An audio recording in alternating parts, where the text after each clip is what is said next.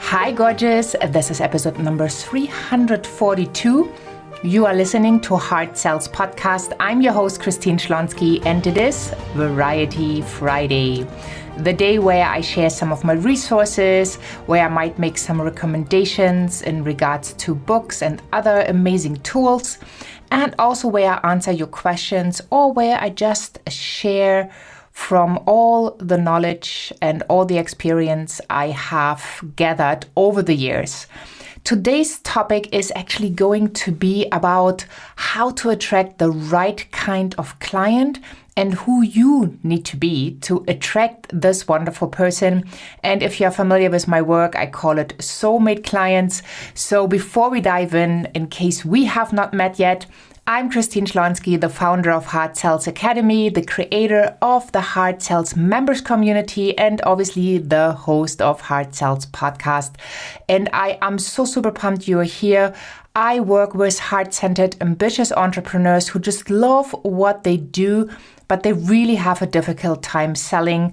And I show them how to sell with ease, grace, and confidence, how to be true to their values in the process, and also how to ask their price and create a thriving business that they just love.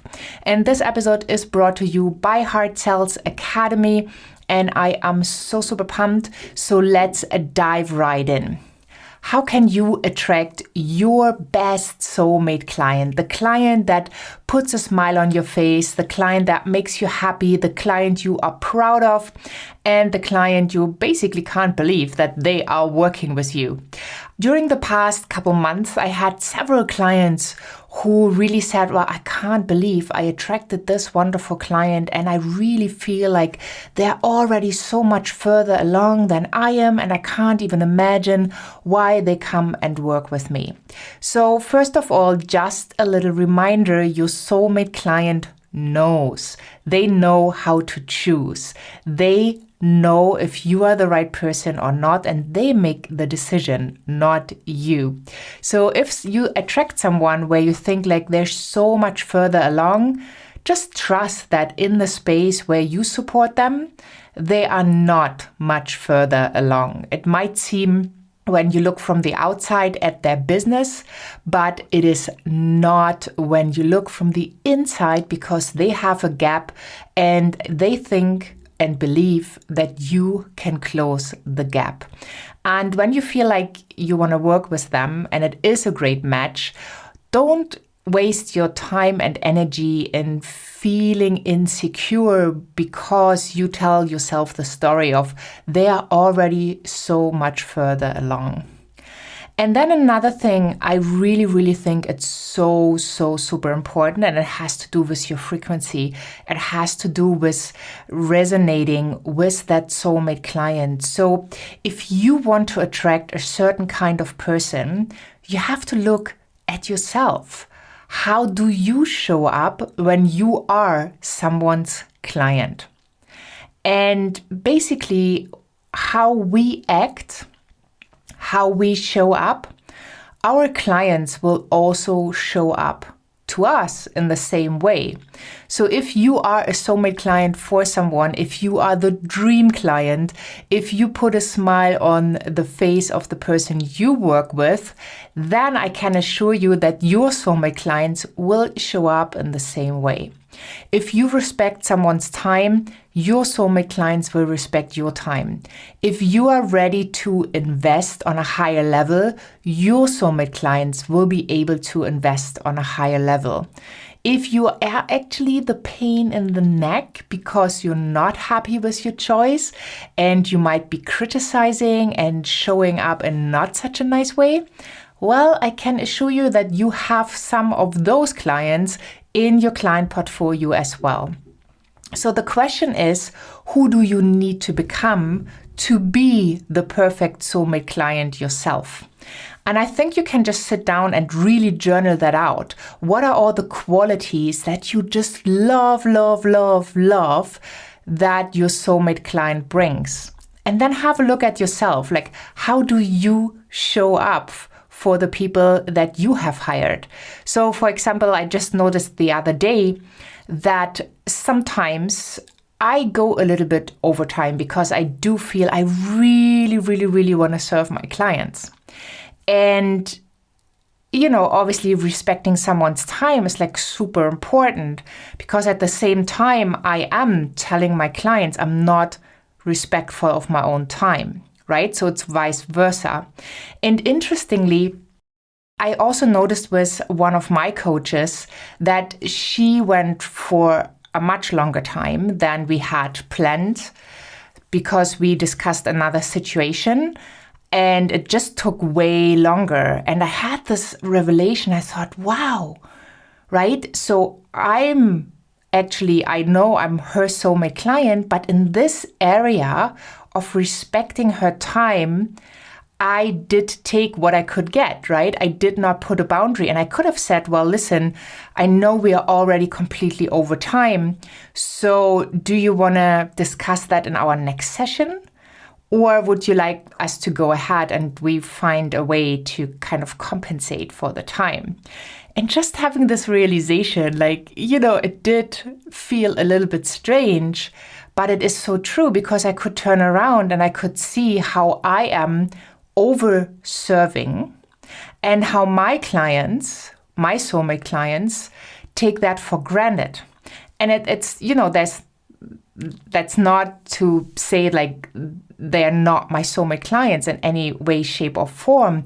It's just that I noticed that I have this little gap with being respectful of my time, because I enjoy so much talking to my soulmate clients that sometimes I give way more than in the session that was planned.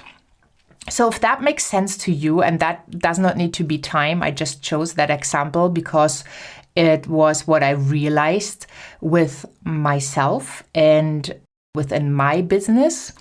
And it could be something else for you. It could maybe be that you never ever really invest in yourself, right? And you always try to get like the free stuff, and then you wonder why you only have freebie hunters on your email list, or why people have price negotiations with you, or why everybody tells you, well, I can't afford your services. That could be a point.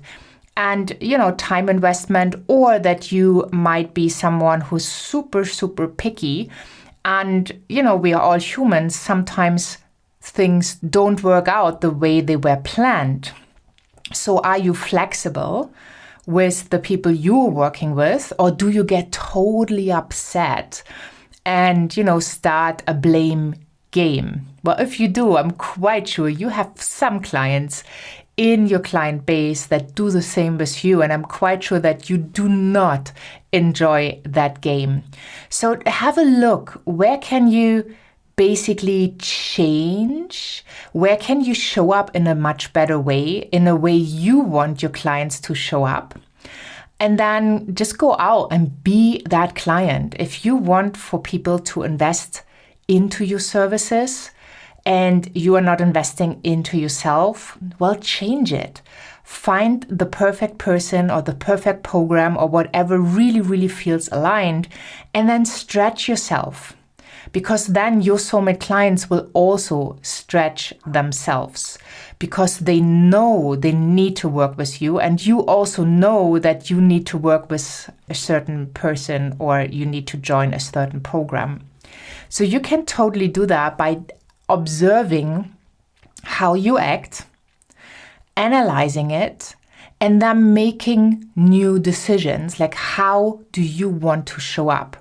What do you want to happen so that your soulmate clients are truly a soulmate client on every single level, from, let's say, time investment to money investment, to doing the work, to getting results, to really having this amazing, amazing time together? And what do you need to do within yourself that you really, really show up? So, for example, I hopped off a call with my coach yesterday, and she gave me homework. So this morning I sat down and I did my homework. So I could say, well, I did my homework, right, for the accountability piece, but also I knew it was really important. And the sooner I did it, the sooner I will get results. And I had this moment where I wanted to procrastinate because our next call is, a while away. But then I thought, no, I'm not going to do this. I want to be that soulmate client for my coach. And I want to be in the position where she says, well, you are such an amazing client to work with, because I know if that resonates, it will also resonate in the other direction, that my soulmate clients will actually get results, do their homework. So have a look at this, have fun, play with it, and really, really be mindful. Don't beat yourself up, but where are some gaps that you want to fill, and where do you show up in a way that you don't really like to show up in that way, and then just start changing it. And if it's something big, well, baby steps will get you there as well. It's one step at a time. So what can you do to be the perfect client, the perfect soulmate client, and then also put whatever qualities you want you have for your soulmate clients, put that in your journal, write it out, and get really, really clear. How is your soulmate client showing up when you work together? I really hope this helps. Hop on over to christineschlonski.com, find the podcast tab with the show notes and the key points and also the resources. I can highly recommend, if you are looking for more clients, in the resource page, you will find the Heart-Centered Lead Generation Summit that you can have a look at. It has 40 amazing experts teaching you all the ways of lead generation, from organic to paid to partnership.